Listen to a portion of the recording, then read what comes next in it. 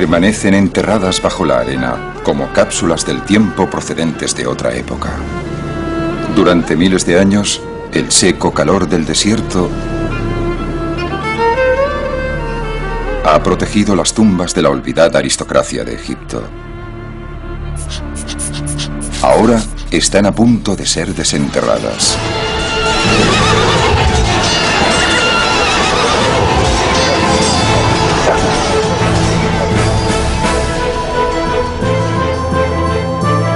Tres hombres están revolviendo las arenas para descubrir nuevos capítulos de la historia egipcia.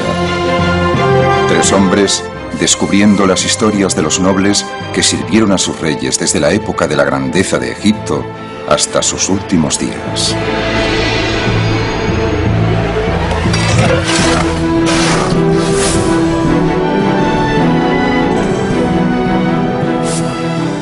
Cuantas más momias tienes, más historias tienes sobre el antiguo Egipto.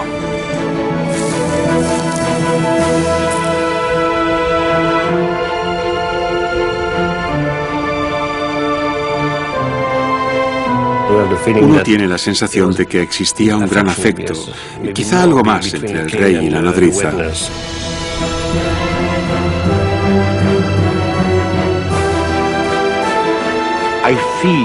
Tengo la impresión de que si miro a lo profundo de la tierra de Egipto, aquí, puedo imaginarme que hay muchas tumbas llenas de oro sin excavar todavía.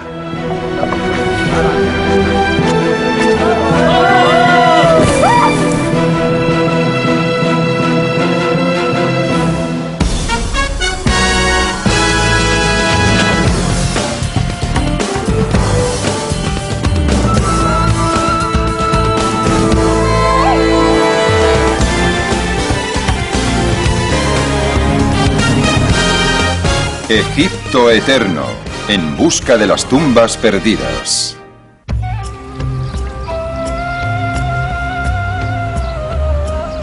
Fue la primera gran civilización del mundo y nació en las orillas del Nilo. Egipto, en toda su gloria monumental. Todavía hoy abundan las imágenes de esos antiguos tiempos. A veces grandes, construidas para ser vistas, pero más frecuentemente pequeñas y escondidas.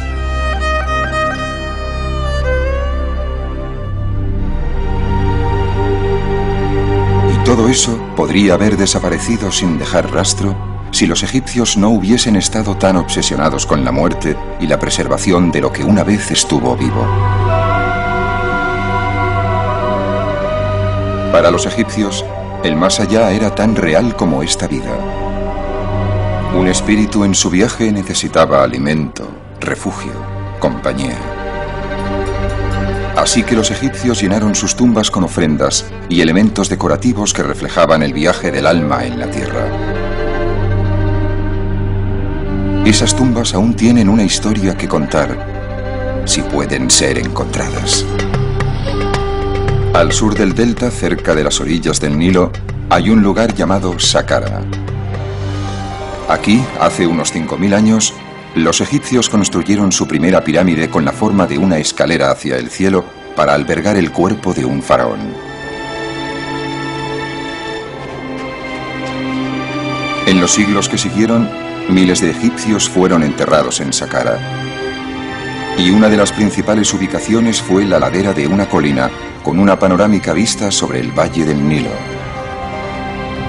Durante el Imperio Nuevo, cuando el Imperio egipcio estaba en su máximo apogeo, aquellos que tenían buenas relaciones con el faraón deseaban ser sepultados aquí, y lo fueron.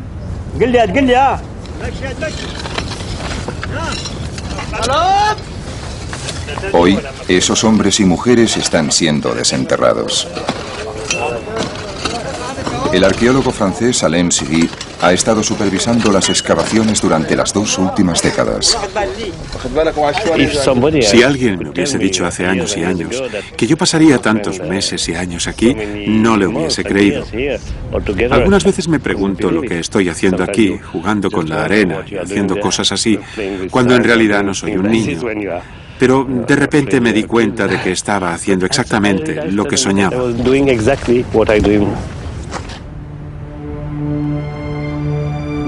Pero el sueño de Sidi empezó más como una pesadilla. Los primeros sitios que excavó estaban llenos de momias de gatos, miles de ellas, restos de los cultos a animales que florecieron durante las últimas dinastías egipcias, cuando los gatos eran venerados y sacrificados por millones.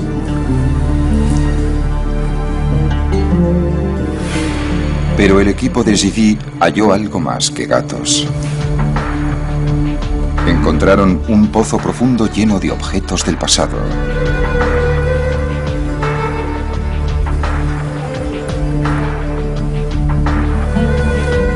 Siguieron cavando más y más y más hondo.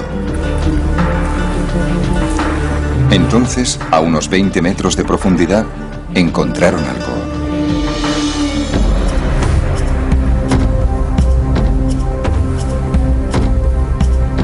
Dispersos entre los escombros, había indicios de que tras años de excavación habían llegado a la cámara funeraria.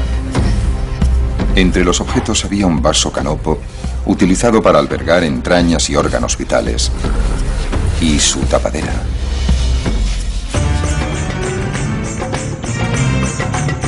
El vaso estaba hecho de alabastro, pero mucho de lo que encontraron más tarde era de oro. Todos estos tesoros y muchos más estaban enterrados con la momia de un oficial de alto rango que sirvió durante el reinado del faraón Ajenatón. Sidi había hallado su primer noble del Imperio Nuevo. Era el momento de ir a buscar más. El equipo de Sidi fue a trabajar detrás de la ladera frontal de la colina. Se necesitaron años para excavar el laberinto de corredores, pozos y salas que habían sido construidos en la piedra caliza durante el Imperio Nuevo. A lo largo del camino, el equipo de Sidi ha encontrado otras tumbas que pertenecen a los ricos y famosos de Egipto y acaban de desenterrar otra más.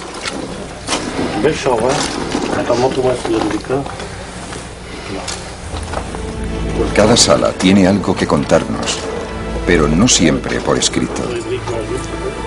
Esta vez, sí. Había arena. Yo llevaba una pequeña lámpara y vi a la señora. Pinturas de esta mujer adornan las paredes de su capilla, donde sus amigos y parientes venían a venerarla. Su cuerpo debió ser enterrado en una parte más profunda de la tumba. Cuando los conservadores descubren otras paredes, salen a la luz más pinturas de la dama. Todo sugiere que se trataba de una mujer con influencia.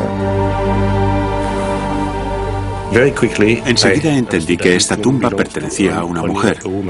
Esto es excepcional, porque esta tumba es enorme, o sea que ella era seguramente un gran personaje. Además, tiene un montón de títulos que demuestran que era muy apreciada. Estuve buscando su nombre y lo encontré aquí: la nodriza que alimentó la carne de Dios.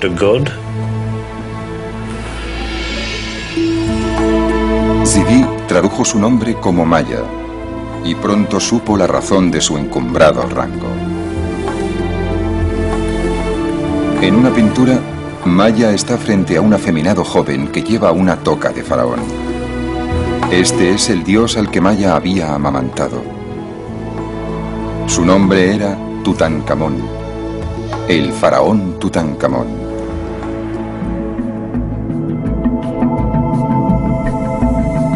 El nombre de Tutankamón nos resulta conocido desde que el arqueólogo británico Howard Carter hizo el descubrimiento del siglo en el Valle de los Reyes.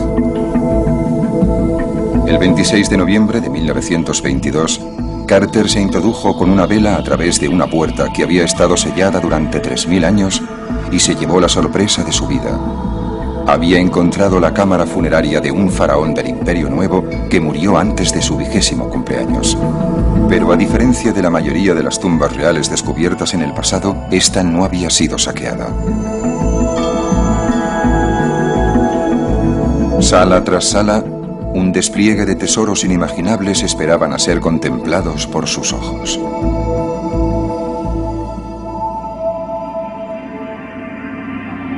Tutankamón fue sepultado en 3 sarcófagos de oro, en cuyo interior había una máscara de oro puro.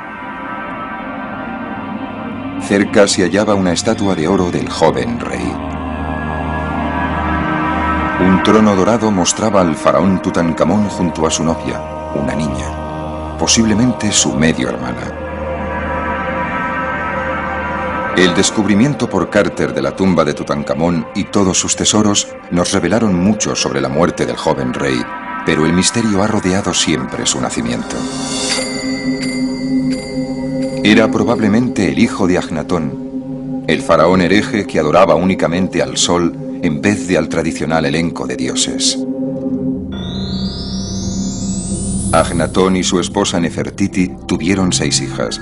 Algunas de ellas aparecen aquí en el regazo de sus padres, una instantánea doméstica del pasado. Pero el joven Tutankamón nunca aparece en los retratos familiares. Eso significa que su madre era probablemente una esposa secundaria que murió al dar a luz. El faraón bebé habría necesitado una nodriza, y por lo que parece tuvo una. La dama Maya, que casi seguro formó parte del círculo íntimo del faraón. Una nodriza real en la 18ª dinastía no es solamente una niñera, sino una mujer de la corte, porque dar la leche, alimentar la carne del dios, el rey, es algo que desde luego no todo el mundo puede hacer. Lo que es maravilloso es el sentimiento de amor que se percibe entre estas dos personas, especialmente de la mujer hacia el rey. Uno tiene la sensación de que existía un gran afecto. Sí, quizá algo más entre el rey y la nodriza. Y a juzgar por la elaborada tumba que se construyó para ella, el joven rey correspondía a ese afecto.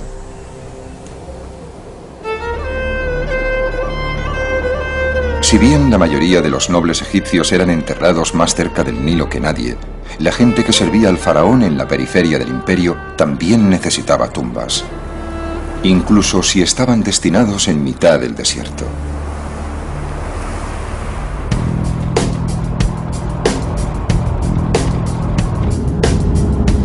El doctor Zahi Hawass es el jefe de antigüedades de Egipto, el hombre a cargo de todas las antigüedades. Se encuentra de camino al oasis de Bajarilla, a 5 horas en coche desde El Cairo. Durante miles de años, el oasis fue una isla de verdor en un mar de arena. Y hoy no es muy diferente, excepto por la moderna ciudad que ha sustituido al antiguo emplazamiento.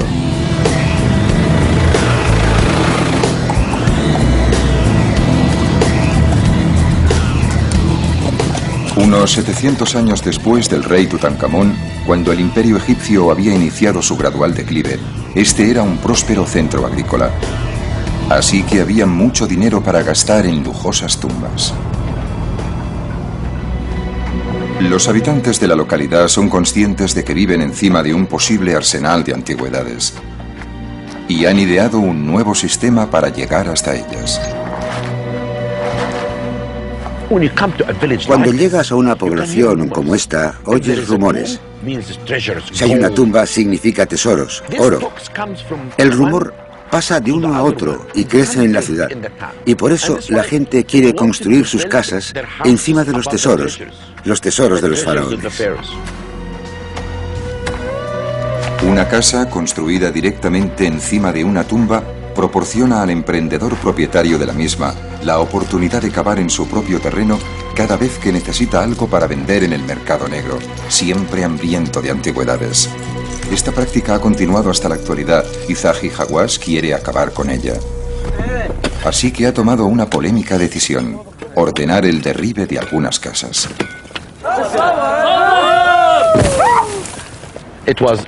Fue una decisión que tomé porque tenemos que proteger este lugar. Tenemos que demoler casas por la seguridad de los monumentos. Esto es lo que la gente debería saber. La seguridad. Los monumentos y la protección de los monumentos son lo más importante. Las excavaciones bajo la moderna población sacan a la superficie objetos de un periodo más tardío dentro de la historia egipcia, cuando Grecia estaba emergiendo como gran potencia. Esta tumba data del año 600 a.C. aproximadamente, durante la 26ª dinastía. Egipto ya no era una superpotencia en la región. La influencia de los faraones había disminuido y el poder de los funcionarios locales había aumentado, especialmente en localidades prósperas como Bajarilla.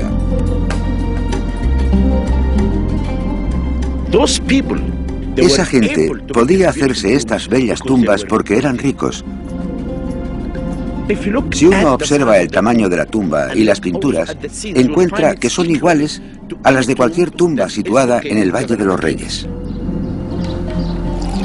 Una de las fuentes de riqueza de Bajarilla era el vino de dátiles, codiciado en todo el mundo mediterráneo.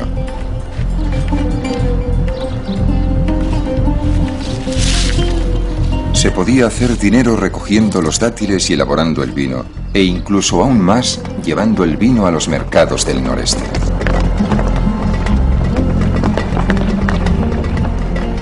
Cada mes, como mínimo, había una gran caravana de burros yendo desde aquí a lo largo de los más de 300 kilómetros desde Bajarilla hasta el centro de Egipto. Era un viaje difícil, pero uno tenía que pensar que el final del viaje traería riqueza.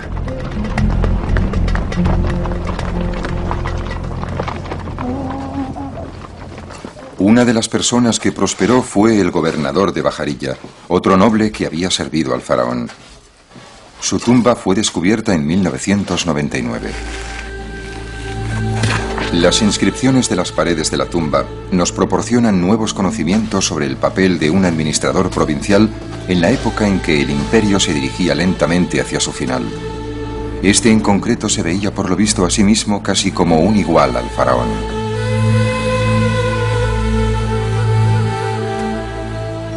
Dice que es un sacerdote de Isis y de Osiris, y su nombre es Zed-Hons-Wez-Ang, y está frente al gran dios. Y aquí muestra que será un rey en la otra vida, porque Osiris sostiene los instrumentos propios del gobernante aquí.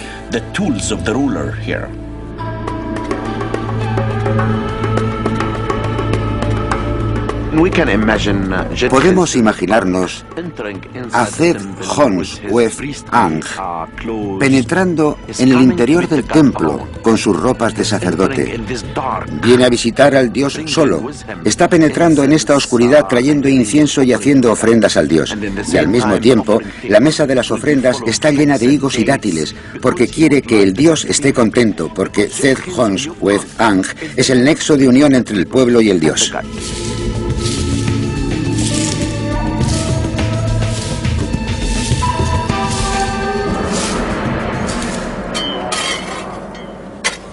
Ahora, Zahi Hawass está buscando la tumba de la esposa del gobernador.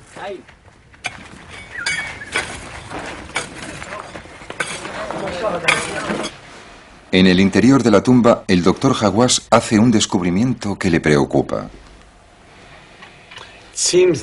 Parece que tenemos un gran problema aquí que no imaginé antes, y que es la existencia de este agujero, que creo que puede significar que, durante el periodo romano, los ladrones entraron a través de él y robaron la mayor parte de los objetos. O sea que, seguramente, no vamos a encontrar nada en esta sala. Y esto es malo, porque necesitamos encontrar objetos para averiguar para qué se usaba en realidad esta habitación. Pero los ladrones no cogían siempre todo cuando saqueaban una tumba, especialmente si en apariencia no tenía ningún valor. Alabastro. Zahi Hawass cava un poquito él mismo y al final su esfuerzo es recompensado.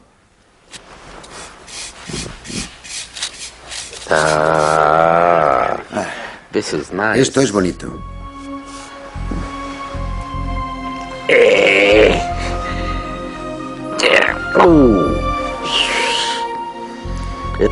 un vaso canopo. Se trata de la tapa de un pequeño vaso canopo, el recipiente que normalmente se enterraba con la momia. Para un ladrón no era nada. Para el doctor Hawass significa que puede estar cerca de encontrar a la esposa del gobernador.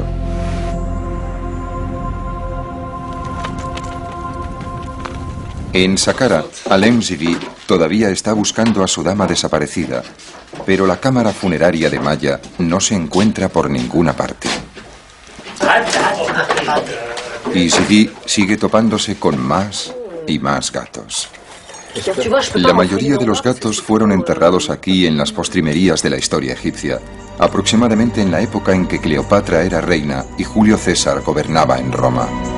El gran esplendor de los faraones del Imperio Nuevo era ya solo un lejano recuerdo. Sometidos a un gobierno extranjero, los egipcios encontraban consuelo en cultos que requerían el sacrificio de animales.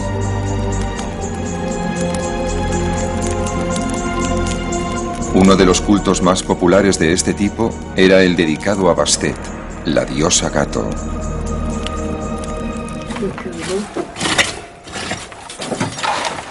A medida que se desentierran más y más momias de gatos, Zivi decide que ha llegado el momento de estudiarlas más atentamente, de arriba abajo. La tarea recae en expertos de otro campo, los radiólogos Martin y Roger Lichtenberg.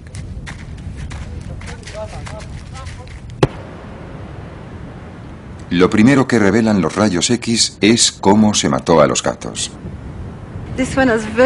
Este tiene un bonito cráneo. Y el cráneo no está destrozado. No murió por un golpe en la cabeza. Murió porque le rompieron el cuello. ¿Lo ve? El culto a Bastet alcanzó su momento álgido en Egipto durante los años que siguieron a la conquista de Alejandro Magno en el siglo IV a.C. La gente trataba de ganarse el favor de la diosa, mientras los sacerdotes de Bastet hacían negocio criando gatos para convertirlos en ofrendas. Así que probablemente se trata de un gato grande. Pero a los gatos más grandes no se atrevían a romperles el cuello, ¿sabe? Tenían que darles un golpe en la cabeza. Este era un gato muy bonito, mire esto, muy bonito. Después de matar a un gato, se le sometía al tradicional ritual egipcio de la momificación. Los sacerdotes embalsamaban su cuerpo y lo envolvían en lino.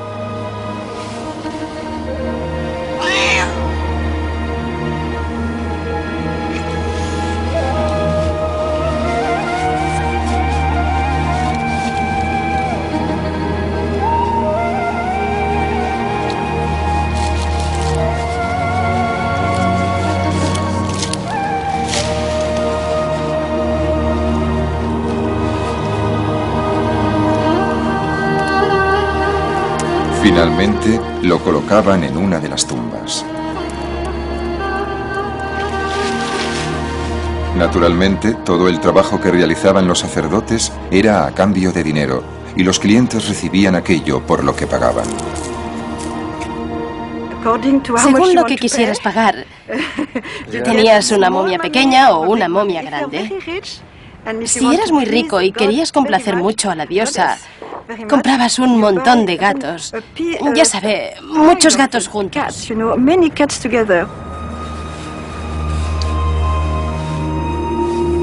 Pero los rayos X sugieren que los sacerdotes hacían trampas a veces. Esto es una momia también, una momia pequeña, pero no es una momia completa. Pusieron solo un hueso dentro. No es un cuerpo completo, ¿es un cuerpo completo? Un montón de huesos revueltos. Son un montón de huesos revueltos, ¿de acuerdo? Solo un montón de huesos revueltos. Y una cuarta parte de las momias eran momias falsas. No hay nada dentro del envoltorio. Pero si los sacerdotes eran timadores o si se trataba simplemente de escasez de gatos, no se sabe.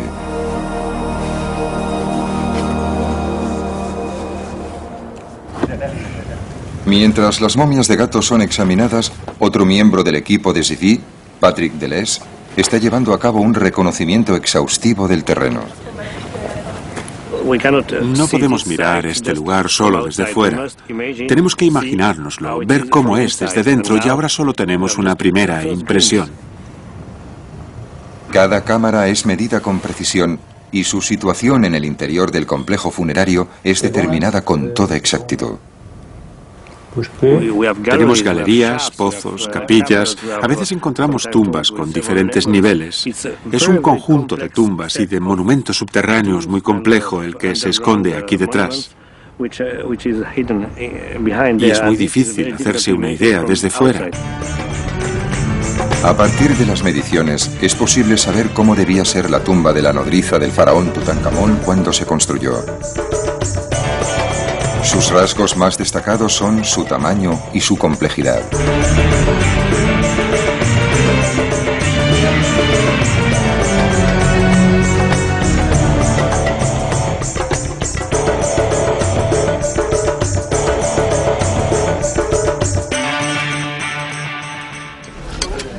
Mientras la búsqueda de la tumba de Maya continúa, el equipo de Zivi ha encontrado la entrada a otra tumba, unos 3 metros más allá.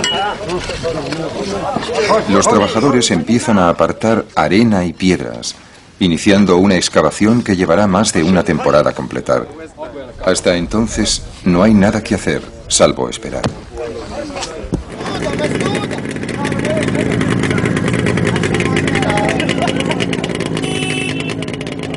Unos 320 kilómetros hacia el oeste, en Bajarilla, la búsqueda de la esposa del gobernador ha dado resultados.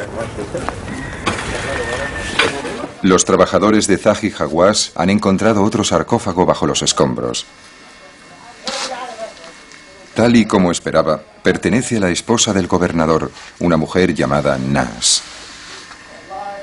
A primera vista, sus temores de que la tumba hubiese sido saqueada en el pasado parecen confirmados. Pero cuando los restos son examinados con detalle, otra historia sale a la luz. Se descubren más de 100 objetos, y la mayoría de ellos son de oro. Estos son algunos de los tesoros que hemos hallado, y son muy bonitos, como este. Se lo ponían en las uñas, así.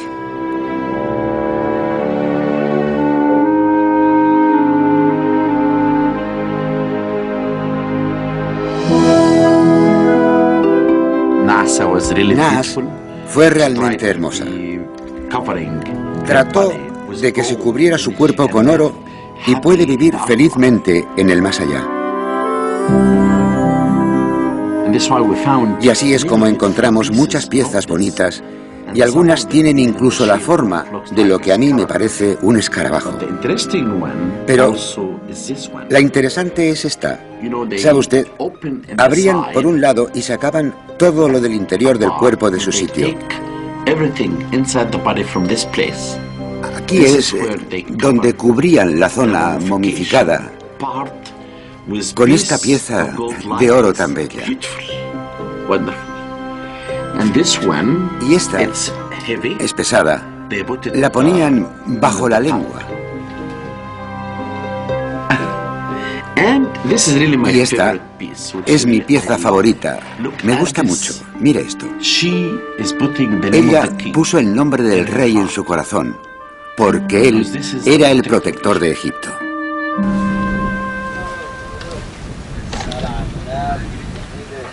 En Saqqara, los trabajadores de Zivi han desenterrado algo interesante de la arena. Una estructura rectangular construida hace miles de años, directamente frente a la colina. Es una capilla en parte construida y en parte tallada en la roca. Y la gran sorpresa fue descubrir el magnífico estado de conservación de esta pared. Así que abro el telón. No es un espectáculo. La razón de que la cortina esté aquí no es para un espectáculo, sino para proteger la pared contra el polvo y los visitantes y todo eso.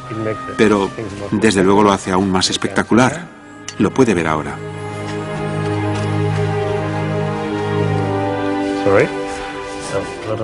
Gran parte de la capilla está aquí. Es absolutamente maravilloso.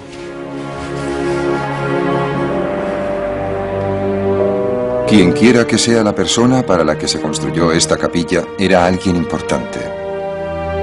La sala era grande, incluso para los estándares egipcios, y no se ahorró nada en decoración. En cada muro, pinturas, relieves e inscripciones confirman que la tumba pertenecía a un rico noble del Imperio Nuevo. Había un festín para satisfacer su hambre en la otra vida.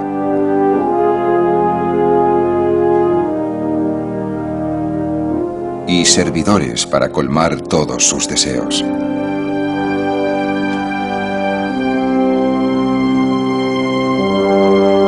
La prioridad de Zivi era encontrar el nombre del hombre para el que se construyó la tumba. Siempre la misma obsesión cuando entras en una tumba. ¿Dónde está el nombre? El nombre está aquí. 2 halcones en el estandarte y estos signos. Dice Ne-Te-Rui-Mes. Hay varias interpretaciones. Yo elijo Neteruimes, el hombre que nació de los 2 dioses. Los 2 dioses son Horus y Set. Zivi no había oído antes el nombre de Neteruimes. No sabe quién era ni qué servicios prestó al faraón. Se puede ver el nombre del hombre, Neteruimes, aquí y aquí.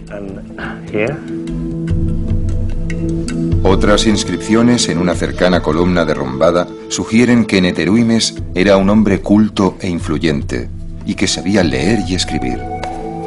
Hay un montón de epítetos. Un hombre de sabiduría, un hombre que sabe cómo hablar, cómo escribir. Tenemos la impresión de que se trataba de un hombre orgulloso de su cultura.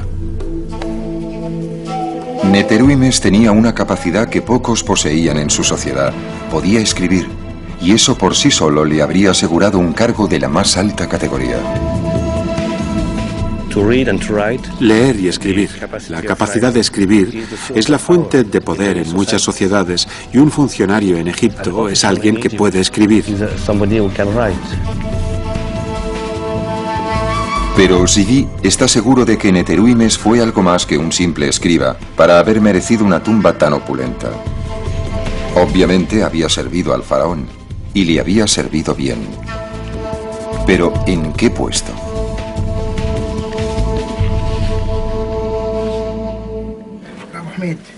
Mientras Zivi reflexiona sobre esta cuestión, los trabajos de excavación continúan en el extremo de la cámara.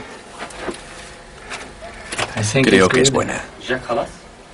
El ingeniero Pierre Vella tiene que distinguir entre la piedra original y las rocas que fueron añadidas más tarde, como relleno. Todos son conscientes de que encima de ellos hay innumerables toneladas de piedra caliza. Creo que el peligro está en que por encima de nosotros están las piedras, que pueden caerse. Y cada piedra, el peso de cada piedra es de unos 9 kilos o algo así. Si estás abajo y te cae una piedra en la cabeza, no creo que te siente muy bien. El trabajo es lento. Cada roca tiene que llevarse a mano fuera.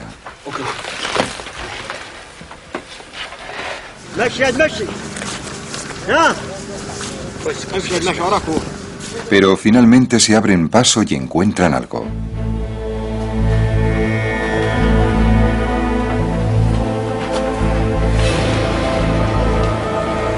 Es una escultura del faraón al que Neteruimes había servido.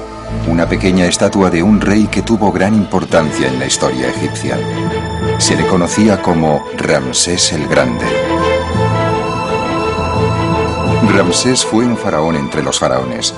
Gobernó Egipto durante más de 60 años, engendró a casi 100 hijos y supervisó las construcciones más grandiosas de la historia de su imperio en lugares como Luxor y Abu Simbel.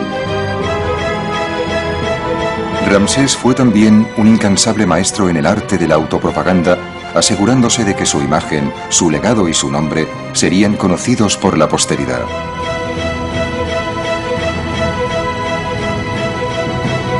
El hecho de que Neteruimes hubiese trabajado para el más grande de todos los faraones constituye un dato vital, y otros descubrimientos seguirían a este.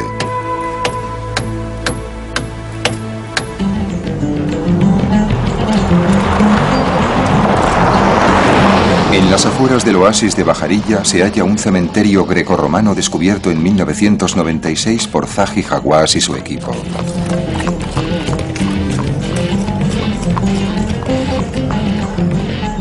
El doctor Hawass ha vuelto a ver cómo progresan las excavaciones. Ha designado al arqueólogo egipcio Tarek El Awadi para supervisar los trabajos. El cementerio cubre unos 22 kilómetros cuadrados, cubiertos en su totalidad por toneladas de arena. En cualquier sitio en que uno excave se encuentra una tumba, eso está claro. Si miras al suelo, en todas partes encontrarás señales de pequeños montículos. Si tienes un montículo que tenga algún tipo de objeto como cerámicas, quiere decir que hay algo debajo. Y por lo tanto, si miras en esa zona y excavas un poco en la arena con las manos, encontrarás la entrada de la tumba. Entonces empiezan las excavaciones, y lo más importante cuando excavas es que tienes que tener cuidado porque debajo hay momias. El cementerio fue descubierto accidentalmente cuando un burro pisó un agujero y apareció una tumba debajo. En el interior de la tumba había momias, muchas momias. La mayoría eran doradas y estaban en muy buenas condiciones.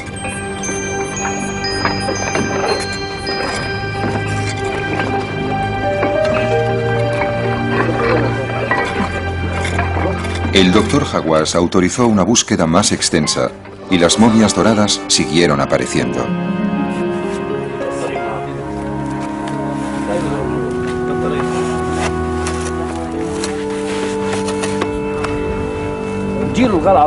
En el curso de su trabajo en el cementerio, Tarek se ha convertido en un gran conocedor de la arena y de sus sutiles cambios.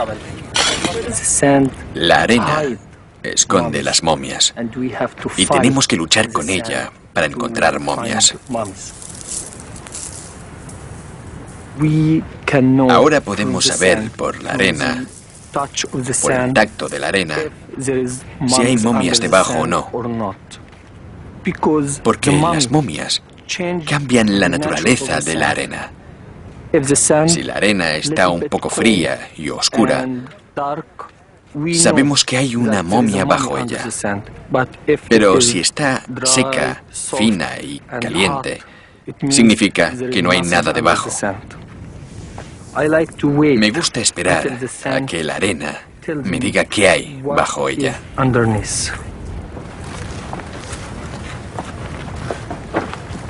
Tarek ha hecho algunos nuevos descubrimientos y Zahi Hawass está impaciente por verlos.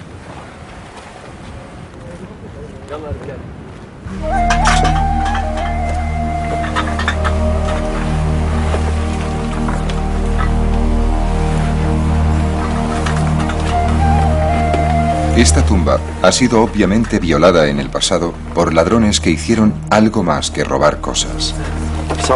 Algunas personas entraron y trataron de romper las cabezas de todas las momias. Es muy extraño. Puede ver aquí todas las momias sin cabeza.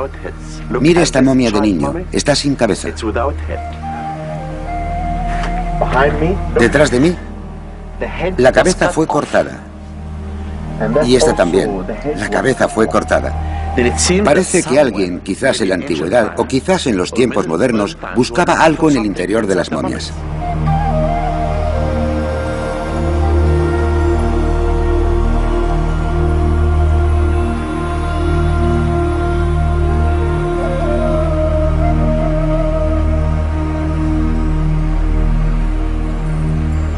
Unas pocas de las momias que aparecen permanecen intactas, pero la mayoría han sido destrozadas sin ninguna consideración por lo que los egipcios consideraban como sagrado. Los egipcios vinieron aquí, excavaron este recinto en la roca, momificaron sus cuerpos, gastaron dinero en ellos, pensaban que aquí yacería su cuerpo y descansaría, un más allá bueno. Y luego viene alguien y lo destroza todo. Huesos rotos, cabezas rotas, momias rotas. Esto es algo que personalmente me disgusta, me molesta mucho. Sin embargo, incluso esta destrucción nos cuenta algo.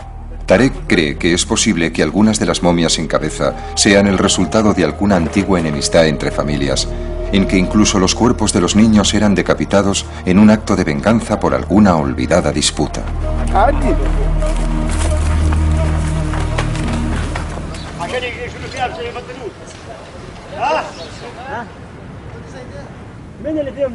En Saqqara se continúan sacando piedras de la tumba y el equipo de Zivi ha hecho un nuevo descubrimiento.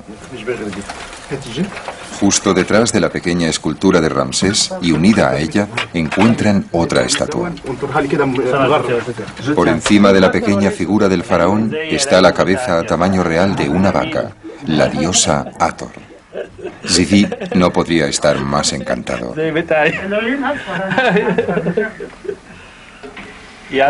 Me ha preguntado si los ojos de la vaca son verdes o azules. Yo digo que son igual que tus ojos, hermosos. En una de sus numerosas formas, Hathor era una protectora de los muertos que estaba allí para garantizar que Neteruimes tuviese un paso seguro al más allá.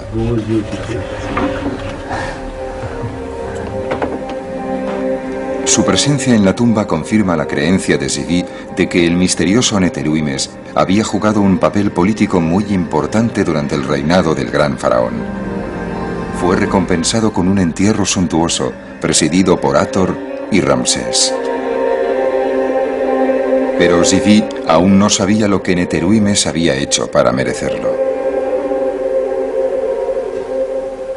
Me gustaría encontrar más inscripciones. Quiero saber quién era Neteruimes exactamente. Sabemos que era alguien que se podía permitir este tipo de cosas, pero no sabemos más. En busca de más pistas sobre la identidad de Neteruimes, Zivi viaja a la antigua capital egipcia de Tebas.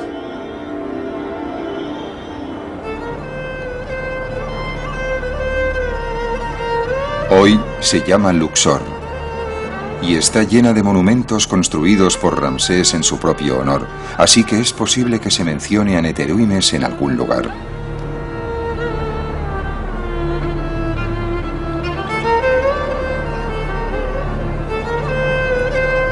Las paredes aún proclaman los logros de Ramsés, especialmente sus victorias militares.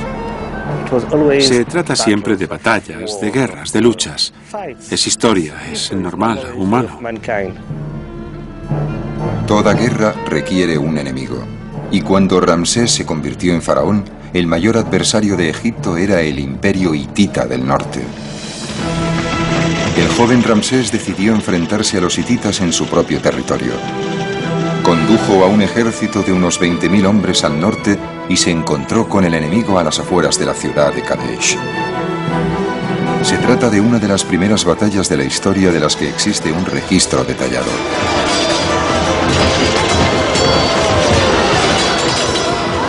Los espías hititas condujeron a los egipcios a una emboscada. Ramsés y unos pocos centenares de sus hombres fueron separados del resto del ejército e inmovilizados cerca del río Orontes.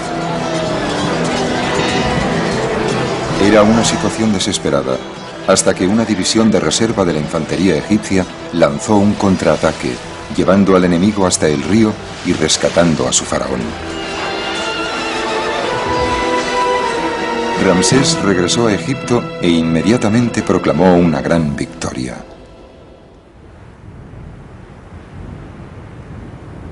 Las paredes de los templos de Luxor están aún decoradas con relatos de las heroicas hazañas del emperador en ese día. Hay también una copia del tratado de paz que puso fin al conflicto 16 años más tarde. Zivi espera que este documento arroje alguna luz sobre la identidad de Neteruimes. Los egipcios y los hititas se dieron cuenta de que la guerra no era la solución, sino un callejón sin salida. Y por distintas razones, que podemos adivinar pero que no conocemos totalmente, la conclusión fue tratar de firmar un tratado. pero un tratado entre dos potencias del mismo nivel, más o menos.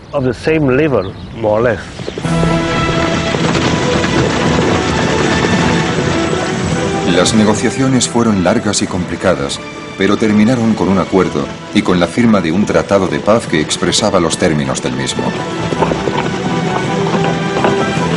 3 enviados egipcios se reunieron con 3 diplomáticos hititas para llevar una copia del tratado a la capital egipcia.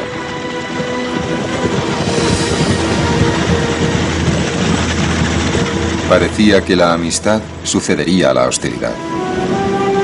Cada parte se comprometía a no atacar primero a la otra. En caso de ataque por una tercera parte, formarían una defensa común. Habría un intercambio de prisioneros y un pacto de extradición. El tratado fue grabado en una tabla de plata en escritura cuneiforme y presentado al faraón. Ramsés, a su vez, lo hizo grabar en las paredes de los templos de Tebas.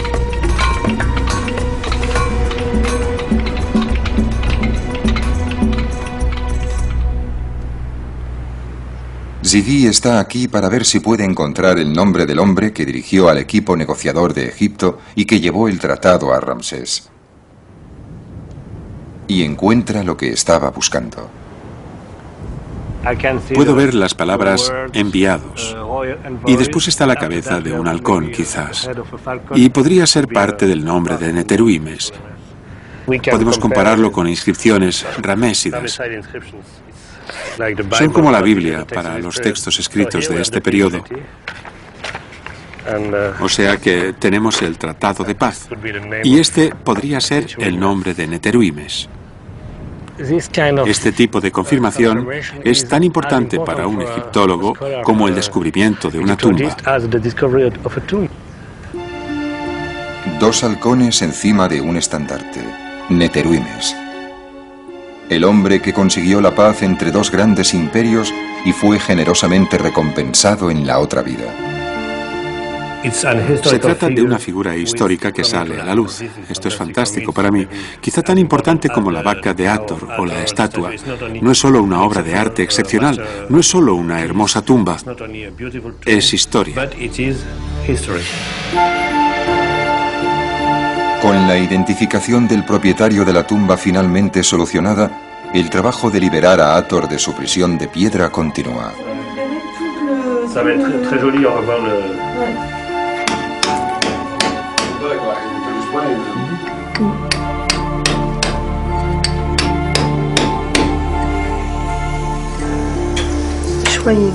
Anne Liegey inyecta un adhesivo en la piedra para preservar las finas capas de pintura de 3000 años de antigüedad.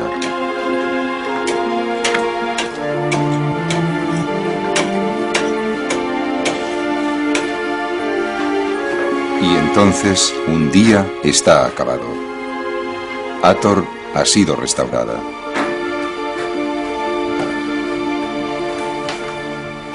Esta es la vaca más bonita que he encontrado nunca y que nunca encontraré, estoy seguro. La diosa Hathor en forma de vaca, que tiene hermosos ojos, un poco tristes. Para mí la mezcla entre salvaje y dulce es algo extraordinario. Y aquí, aunque solo sea una vaca, hay algo, si puedo decirlo, muy humano. Para Alain Zidi, el trabajo de esta temporada ha terminado.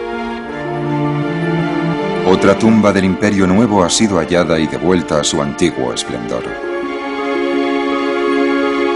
Otro hombre del rey ha sido identificado gracias a las ofrendas que se llevó a la otra vida.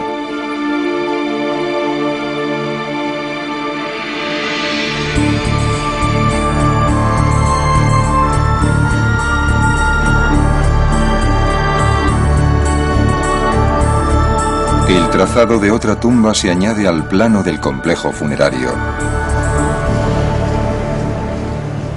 Y el próximo año será el momento de extraer otra capa de arena.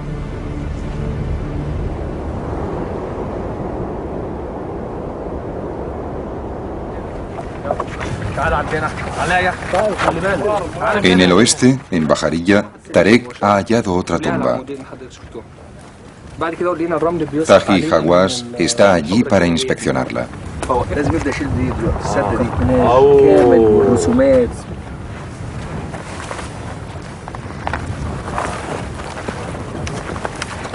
Esta es la momia más bonita que haya visto nunca. La máscara es totalmente realista. Parece la momia de una mujer. Los ojos nos miran como si estuviera viva.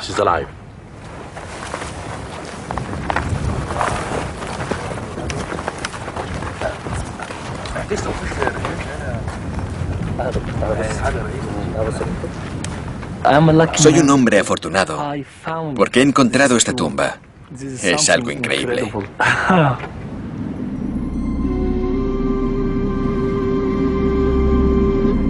Todas estas momias fueron enterradas hacia el final de la historia de Egipto, unos 1500 años después de los días de gloria de Ramsés.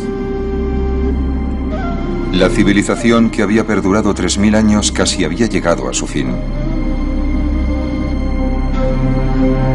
Pero incluso aunque la cultura que había unido a la tierra y la gente estaba desapareciendo, la obsesión egipcia por la muerte y el más allá siguió siendo tan fuerte como siempre.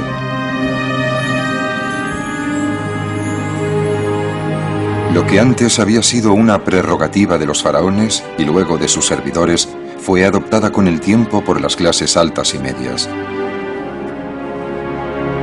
Ahora, cualquiera que tuviera dinero podía pagarse la construcción de una tumba y un entierro elegante. Y la mayoría de las tumbas en las que fueron enterrados estos egipcios todavía yacen bajo la arena, cada una con una historia que contar, esperando pacientemente a lo largo de la eternidad a ser descubiertas.